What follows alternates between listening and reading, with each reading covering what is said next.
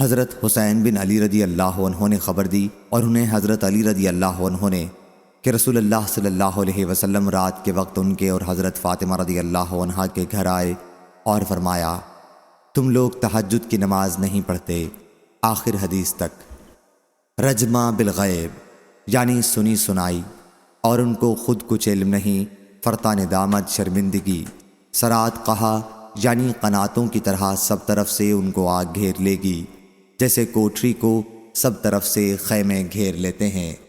یہ حاورہ محاورہ سے نکلا ہے، یعنی گفتگو کرنا، تکرار کرنا۔ لکنا ہوا اللہ ربی اصل میں لکنا انا ہوا اللہ ربی تھا۔ انا کا حمزہ حذف کر کے نون کو نون بیچ میں اور غام کر دیا، لکنا ہو گیا۔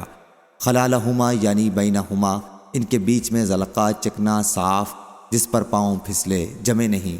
ہنالک الولایا، ولایت ولی کا مصدر ہے۔